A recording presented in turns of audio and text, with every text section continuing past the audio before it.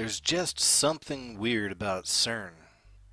Cern's Large Hadron Collider is the world's largest particle accelerator. In fact, it's the largest machine on Earth. Now, they tell us that they're seeking answers to some of the deepest mysteries of time and space. But some people believe that Cern is actually the key to the abyss, to the bottomless pit. And what they're going to do with Cern is allow the beast to rise from the abyss. They tell us that the idea is to recreate the circumstances right after the so-called Big Bang, or the beginning of the universe. They also claim to have already discovered the God particle. But what's really going on with Cern? Operatic dance performance filmed inside Cern. Symmetry tells the story of a Cern researcher who rediscovers love through the song and dance of the infinite cosmos. But what's really going on with Cern? So isn't it interesting that right around the time that Cern is about to activate the Large Hadron Collider once again, we find this, what seems to be strange ritual taking place actually inside of Cern. Let's take another look at this. Symmetry is an operatic sci-fi dance performance based on the work being performed at Cern. It follows Lucas, played by the film's choreographer Lucas Timilak, a Cern physicist hard at work using the LHC to search for the smallest particle in existence, when a ghostly woman played by soprano Cern McFadden appears. I want to show you a little bit of this footage. You can decide for yourself. Now this right here is from the very beginning of the video, and I thought it was interesting because right here in the very beginning we find Saturn's ring. Check this out. In the search for the smallest particle. Boom. Right. And now check this out. Watch the way these people are dancing.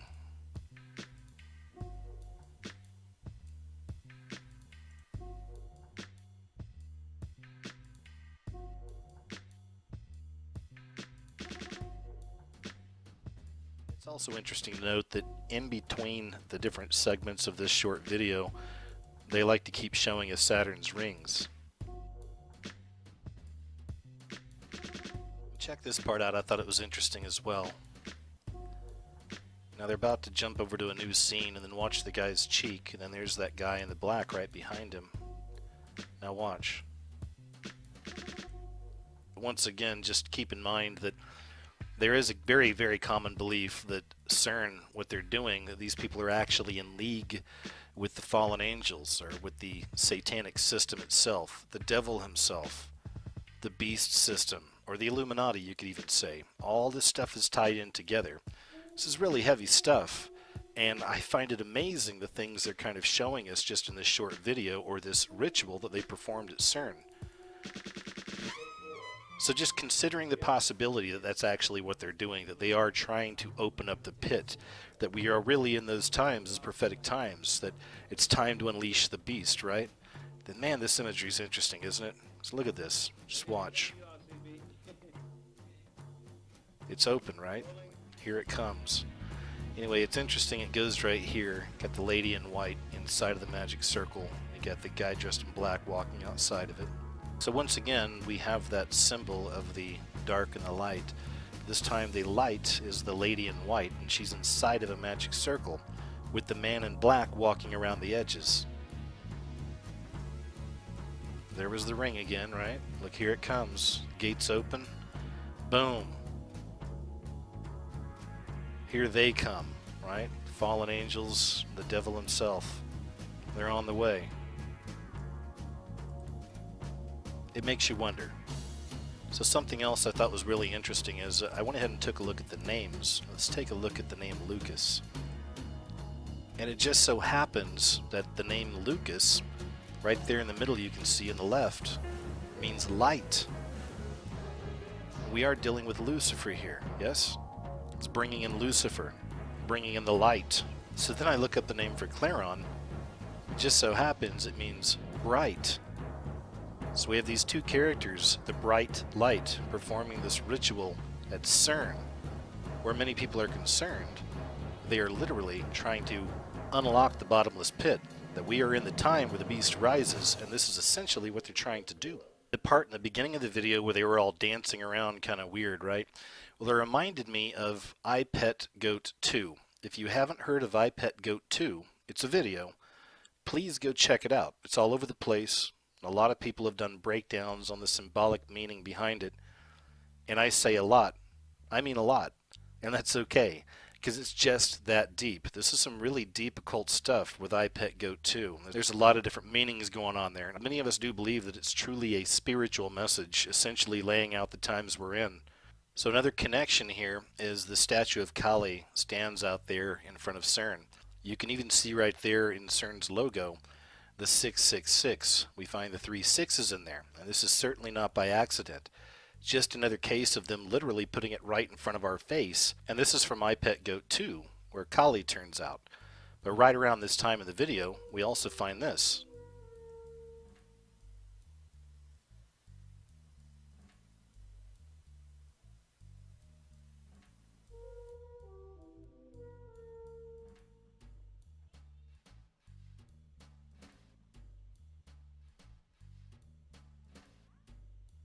Take you back and show you another symbol that happened right there. Now watch real closely at the floor as this character's dancing around, and you're going to see a whole bunch of shark fins rise up. I'll see if I can catch it.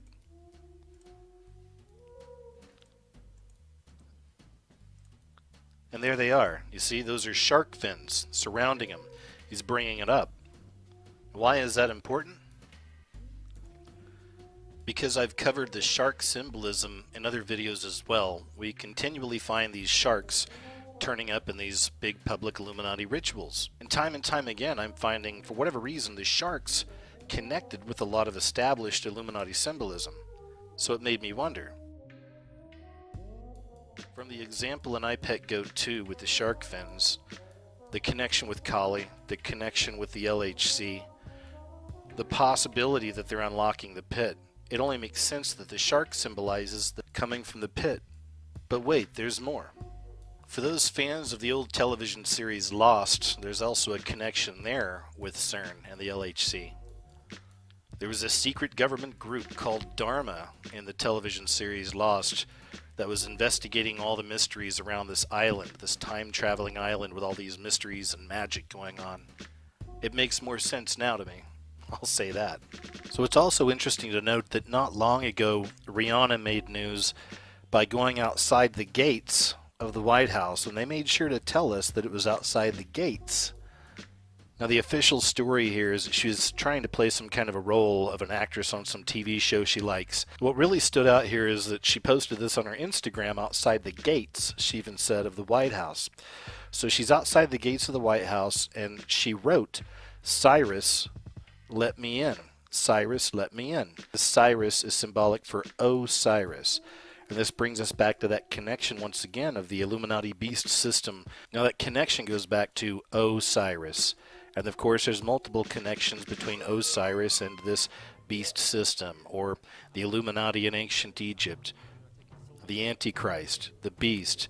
I mean, essentially it's all one character, but it has so many names. And how many times have we seen that in the movies when somebody meets the devil and the devil says, "Well, I go by many names." It does. That also puts a new perspective on the whole idea of Miley Cyrus, right? Cyrus. She's really blown up over the last few years, and she's always got that tongue sticking out. And even more interesting, if you take a close look at Rihanna's dress and the pattern, what does that look like to you? It looks just like this. Cyrus, let me in, at the gate. The beast wants to be free. The beast wants the gate to be open. The beast wants out of the pit. Here they come.